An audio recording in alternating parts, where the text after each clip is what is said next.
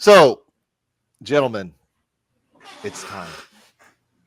All right, the subject of the hour. Everybody, go ahead and put their court jester hats on, and let's make the king happy. And go on, let me throw some pies at him right quick. And if I'm not happy, off with his head.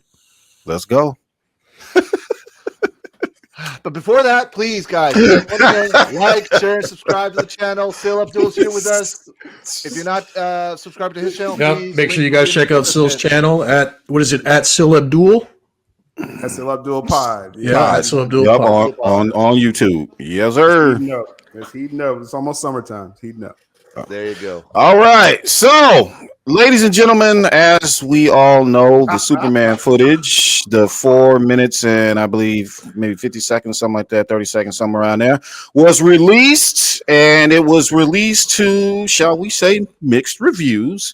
Some people, absolutely got into the fields, put the feety pajamas back on, got the cape on, got mama's breast milk in the bottle, and they was feeling it.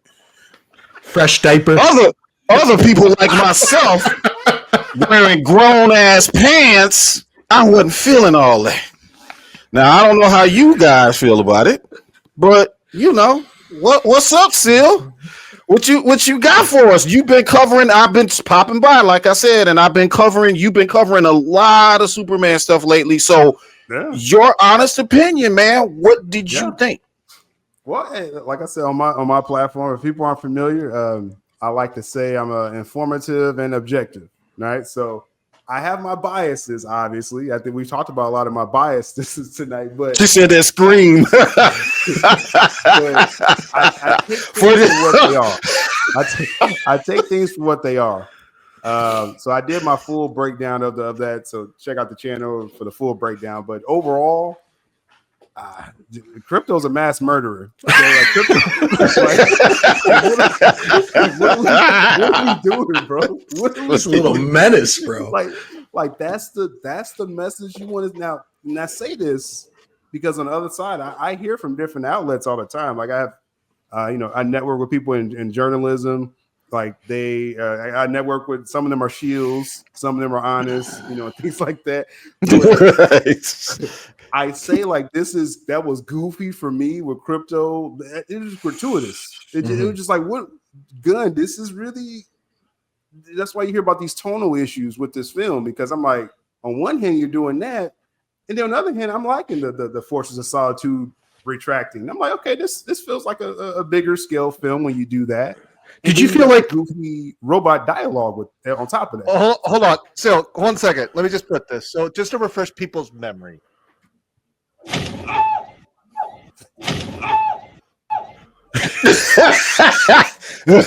They yell.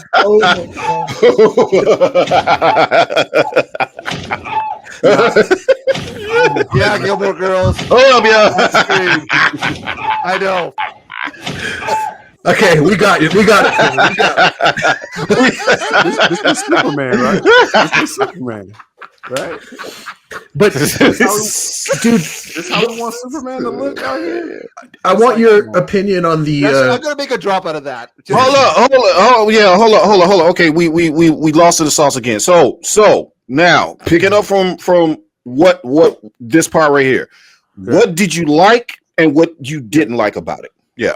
Because I think the Krypton stuff, it went like a minute longer than it needed to, right? So, so I'm like, okay, you kind of lost, that didn't land with me. And just a side note, you now have people, people like to gatekeep Superman, they like to gatekeep DC. Now you have dog owners gatekeeping, saying, oh, you're not a dog person. I just want to say real briefly, my family's had multiple dogs. I'm actually a dog lover, and I still didn't like that scene. So you can't gatekeep. You can't gatekeep dog owners. Okay, so let's stop that. Let's stop that. I know, right? If I don't like it, I just don't like it. It's okay. Right? Did you notice any tonal differences between the first initial trailer that they released and then what we got here in this 5-minute preview? And can you elaborate on that a bit? Yeah. So, because the first trailer, that's just a teaser trailer, right? So you don't got the story trailer. So the teaser trailer, you're just throwing a bunch of images and the score, right? Then this actual scene is from the film. this is the film that you're getting. You're getting moments where the dog stuff doesn't land for me personally, but then the force. I guess it doesn't land for a lot of people.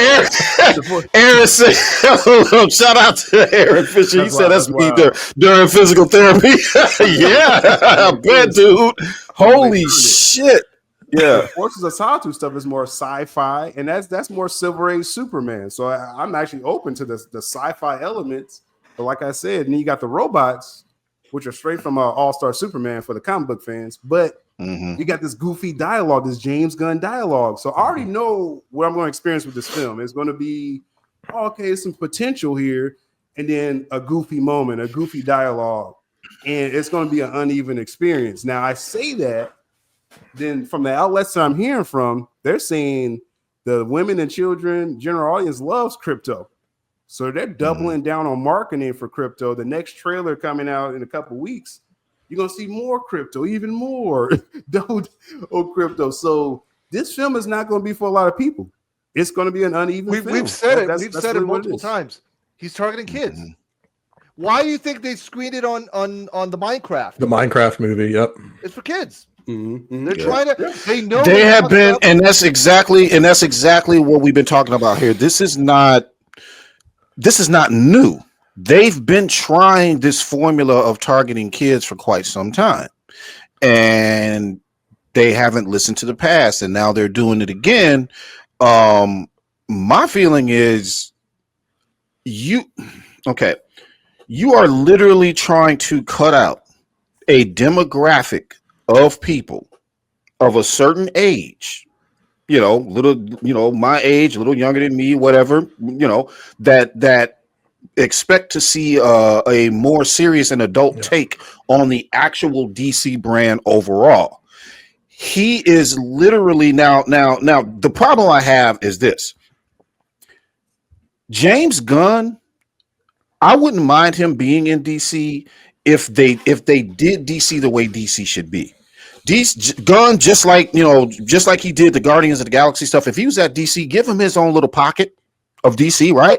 Where they got where he can do it up with the goofy characters and stuff like that. Give him his own pocket universe to work with. Don't give him a continuity. The main universe. The main universe to do this from.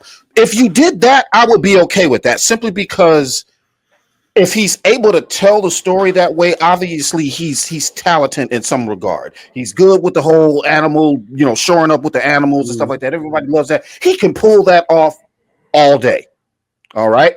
But when you make that tone and those characters the main part of the continuity, you are alienating a part of the fan base, me, Sil, Rocks, Phil, and you're alienating a part of people who wanted to see that Lord of the Rings epic, battle between Kal-El, Darkseid, and Green Lanterns, and all of these gods and all of this stuff. You are cutting out a part of the fan base that you can't get back. You didn't have to turn all of DC into this formula.